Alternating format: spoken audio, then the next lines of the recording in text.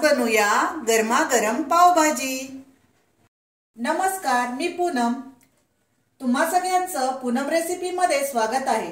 आज आपण पावभाजी बनवतोय। त्यासाठी आपण फ्लावर अर्धा घेतलेला आहे, साधारण पाव किलो फ्लावर घेतलेला आहे, 2 शिमला मिरची, 2 बटाटे, इथे आपण 1 वाटी मटर घेतलेली आहे, आलं लसूण पेस्ट, कांदा, हिंग, पावभाजी मसाला, लाल मिरची पावडर, टोमॅटो, मीठ, बटर, कोथिंबीर, लिंब आणि लादी पाव घेतलेला आहे।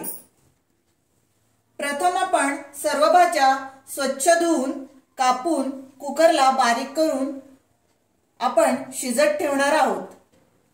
इथे आपण कुकरला सर्व भाज्या शिजवून घेतलेल्या आहेत। साधारण आपण 5 शिट्ट्या घेतल्यात। ओपन करू आणि सर्व भाज्या स्मॅश करून घेऊ।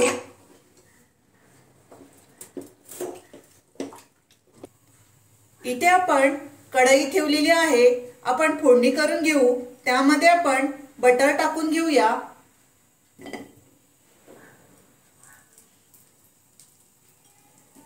इथे आपण बटर मेल्ट होऊन देऊ। इथे आपला बटर मेल्ट झालेला आहे। त्यामध्ये आपण 2 कांदे बारीक चिरून घेतलेले आहेत, ते परतून घेऊ।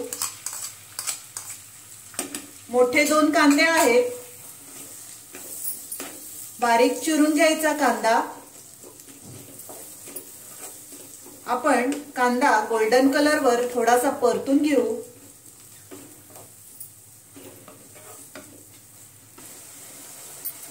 इथे आपण त्यामध्ये हिंग टाकू।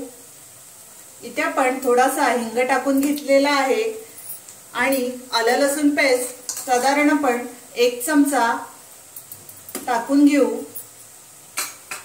तीही आपण त्यामध्ये परतून घेऊया।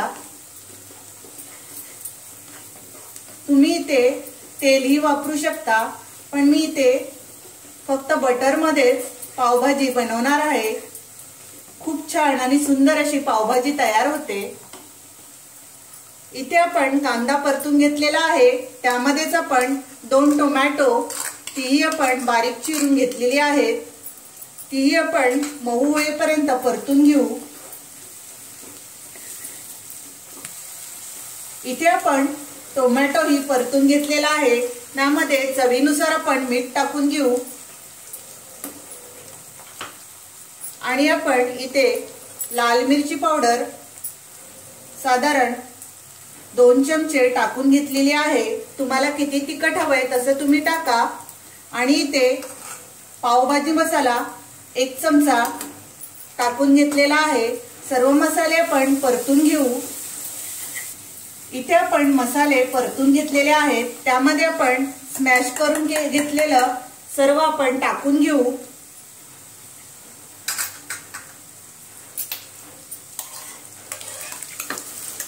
इथे आपण 1 वाटी वाटाणा, 2 बटाटे आणि पाव किलो फ्लावर घेतलेला, तोही आपण सर्व बॉईल करून घेतलेला आहे। स्मॅश करून घ्यायचं व्यवस्थित।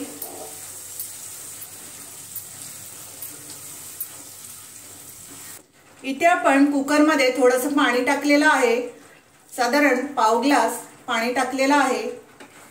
आता आपण कोथिंबीर टाकून देऊ। कोथिंबीर आपण स्वच्छ धुवून कापून घेतलेली आहे। इथे आपण 5 मिनिटं चांगलं शिजून देऊ। चांगली वाफ आली पाहिजे। इथे आपण झाकण ठेवलेलं आहे। इथे साधारण 5 मिनिटं झालेली आहेत। आपली पावभाजी तयार झालेली आहे। आता आपण गॅस बंद करू आणि आपण पाव गरम करून घेऊ। इथे आपण पॅन मध्ये बटर टाकून घेऊ।